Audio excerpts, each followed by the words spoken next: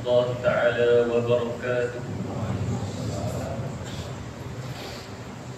الله أكبر الله. الحمد لله القائل يا أيها الذين آمنوا أطيعوا الله وأطيعوا الرسول وأولي الأمر منكم فإن تنازعتم في شيء فردوه إلى الله والرسول إن كنتم تؤمنون بالله واليوم الآخر ذلك خير وأحسن تأويلا.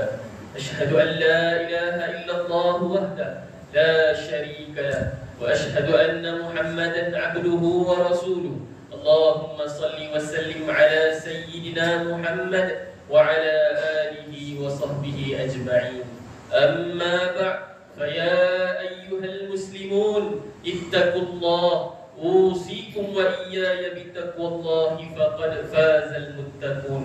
قال الله تعالى يا أيها الذين آمنوا اتقوا الله حق تقاته ولا تموتن إلا وأنتم مسلمون.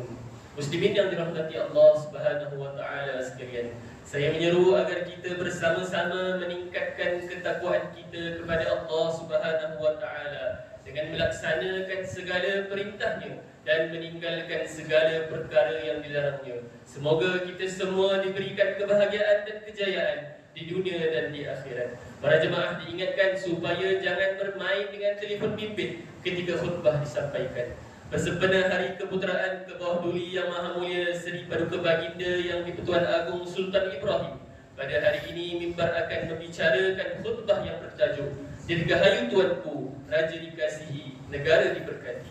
Hadirin Jumaat yang dirahmati Allah Subhanahu wa taala, Malaysia adalah sebuah negara yang unik dan bertuah. Kita mempunyai sistem raja berperlembagaan dan demokrasi berparlimen. Sistem ini menzahirkan hikmah dalam tadbir urus negara, berteraskan adat, undang-undang dan nilai-nilai Islam.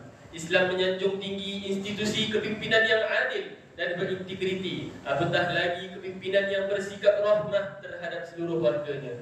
Dalam sejarah Islam, kita dapat lihat bagaimana Khalifah Umar bin Abdul Aziz mentadbir rakyatnya dengan penuh kasih sayang dan keadilan. Bahkan Rasulullah SAW sendiri telah menunjukkan satu contoh pimpinan yang terbaik yang boleh dijadikan panduan dan teladan. Demikian jugalah amanah yang digalas oleh Seri Paduka Baginda Yang di-Pertuan Agong bukan sekadar lambang, tetapi Baginda merupakan pemelihara agama, penyatu bangsa dan pengaman negara. Dalam konteks Malaysia, Seri Paduka Baginda Yang di-Pertuan Agong berperanan sebagai Ketua Utama Negara serta Ketua Agama Islam bagi Pulau Pinang, Melaka, Sabah, Sarawak dan wilayah persekutuan. Institusi Yang di-Pertuan Agong bukan sekadar tradisi, tetapi pemegang amanah Allah sebagai ketua negara. Peranan raja berdiri atas konsep ulil amri, yakni orang yang berkuasa, yang wajib ditaati selagi mana tidak bertentangan dengan perintah syarak.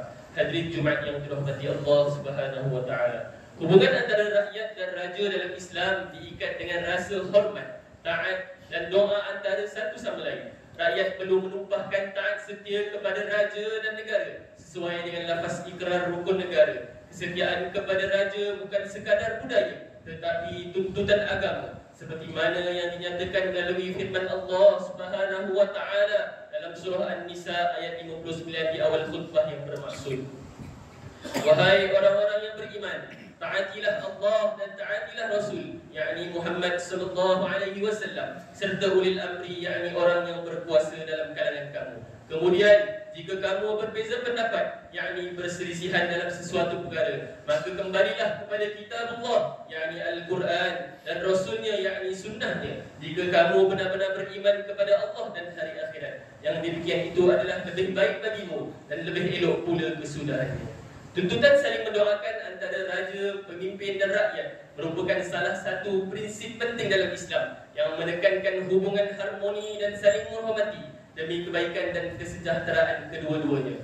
Hubungan ini sudah tentu terbina atas dasar kasih sayang, keadilan dan ketaatan kepada Allah Subhanahu wa taala. Mendoakan kesejahteraan pemerintah juga merupakan suatu galakan. Hadis yang diriwayatkan daripada Auf bin Malik radhiyallahu anhu bahawa Rasulullah sallallahu alaihi wasallam bersabda, khiyaru a'imatikumul ladina tuhibbunahum wa yuhibbunakum wa tusalluna 'alaihim wa yusalluna 'alaikum. Maksudnya, sebaik-baik pemimpin kamu ialah mereka yang kamu cintai dan mereka mencintai kamu. Kamu mendoakan kebaikan untuk mereka dan mereka mendoakan kebaikan untuk kamu. Riwayat Imam Muslim. Hubungan saling mendoakan ini mencerminkan ikatan yang erat antara pemimpin dan rakyat. Hal ini selari dengan konsep ukhuwah Islamiah yang menekankan kasih sayang dan kerjasama dalam masyarakat. Dalam masyarakat Islam ini, inilah model ideal hubungan antara pemerintah dan rakyat, iaitu saling menyayangi dan saling mendoakan kebaikan antara satu sama lain. Hadirin Jumaat sekalian, sebagai rakyat yang mementingkan keharmonian dan kesejahteraan, adalah wajib bagi kita menumpahkan sepenuh taat setia kepada kepimpinan Seri Paduka Baginda Yang di-Pertuan Agong bagi memastikan segala agenda pentadbiran dan kemakmuran dapat dicapai. Kita juga pastinya menginginkan negara ini berkembang pesat dalam keadaan seluruh rakyat hidup bahagia dan harmoni. Maka sepatutnya kita bersama-sama memelihara keamanan dan kesatuan yang telah terbina dan meninggalkan sebarang usaha negatif yang berhasrat merosakkan keharmonian ini. Semoga di bawah pemerintahan Seri Paduka Baginda Yang di-Pertuan Agong Sultan Ibrahim, ikrar rukun negara, iaitu kepercayaan kepada Tuhan, kesetiaan kepada raja dan negara, keluhuran perlembagaan, kedaulatan undang-undang, kesopanan dan kesusilaan akan terus kukuh setia dalam sanubari setiap rakyat Malaysia semuanya. Akhirnya, marilah kita mendoakan kesejahteraan, perlindungan dan riayah buat Seri Paduka Baginda Yang di-Pertuan Agong Sultan Ibrahim, agar Baginda dapat menjalankan amanahnya dengan sempurna. Kita tahu bahawa amanah yang dipikul bukanlah suatu perkara yang ringan. Bahkan ia menjadi pertanggungjawaban di akhirat kelak.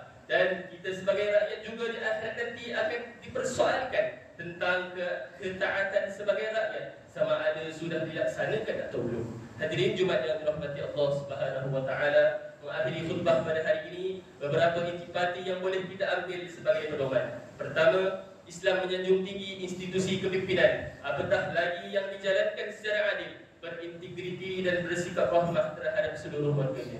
Kedua, kesetiaan kepada raja bukan sekadar budaya, tetapi tuntutan agama yang dirakam dalam Al-Quran. Ketiga, tuntutan saling mendoakan di antara raja, pemimpin dan rakyat merupakan salah satu prinsip penting dalam Islam bagi mewujudkan ukhuwah Islamiah dan kasih sayang antara satu sama lain.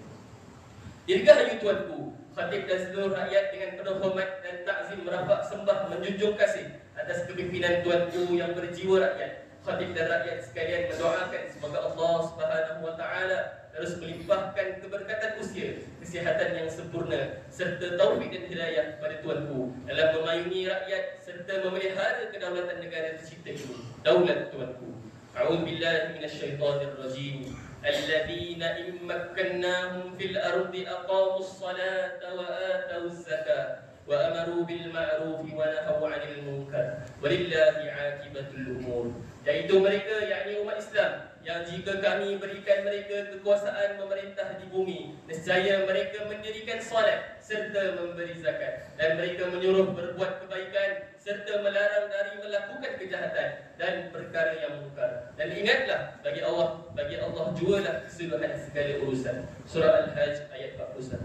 Barakallahu li wa lakum fil Qur'anil azim wa nafa'ani wa iyyakum bima fihi minal ayati wadh-dhikril hakim. Fataqabbal minni wa minkum tilawata innahu huwas samiul alim. Aqulu qawli hadza wa astaghfirullahal azim li wa lakum wa lisairil muslimin wal muslimat fastaghfiruhu innahu huwal ghafurur rahim.